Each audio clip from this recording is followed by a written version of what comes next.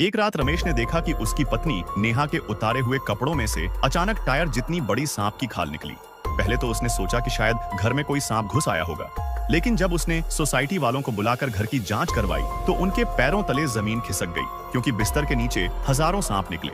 यह सोचकर ही रमेश के होश उड़ गए कि वह कितनी रातों से इन सांपों के साथ सो रहा था, और इसका मतलब यह भी हो सकता था कि उसकी पत्नी नेहा इंसान ही नहीं है। मगर अब तक उसने नेहा में कोई अजीब बात नोटिस नहीं की थी। कुछ दिन बाद जब नेहा ऑफिस में रमेश को खाना देने आई तो रमेश की नई जूनियर काव्या को उसके आसपास से एक अजीब सी गंध आई। काव्या नेहा के जाने तक चुप रही, लेकिन फिर रमेश से सवाल किया। रमेश के जवाब से उसका शक और गहरा हो गया। काव्या ने कहा, जब भाभी यहाँ से गुजरी तो मुझे साफ साफ सांप की गंध आई, और मैं कभी गलत नहीं हो सकती क्योंकि मेरे घर पर सांप पाले जाते हैं। मैं इस गंध को तुरंत पहचान सकती हूँ। लेकिन रमेश ने उसकी बात को हल्के में लेते हुए कहा, तुम्हें जलन हो रही है कि मैंने इतनी सुंदर पत्नी से शादी की है। काव्या ने सलाह दी, एक बार घर जाकर देख लो, अगर फिर से सांप की खाल मिली तो सब कुछ साफ हो जाएगा। रमेश गुस्से में बोला, तुम पागल हो गई हो क्या? उस रात जब रमेश घर लौटा तो नेहा नहाने के लिए बाथरूम में गई और हमेशा की तरह अपने कपड़े फर्श पर फैला दिए। रमेश उन्हें उठाने लगा, लेकिन अचानक उसे हाथ में कुछ अजीब सा महसूस हुआ। जब उसने ध्यान से देखा तो यह फिर से एक बड़ी सांप की खाल थी।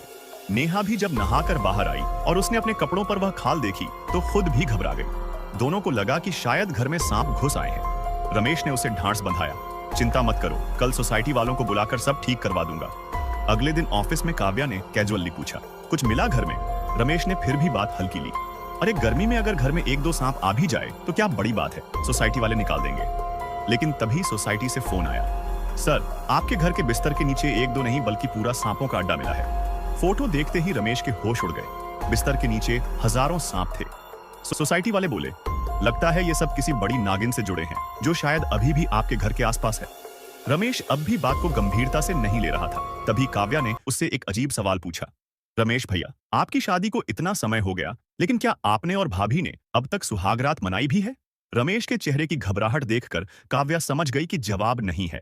तब काव्या बोली, जब कोई बड़ी नागिन इंसान के रूप में रूपांतरित होती है तो उसका शरीर पूरी तरह परिपक्व नहीं होता। उसे अपनी पुरानी खाल उतारनी पड़ती है और सही समय का इंतजार करना पड़ता है।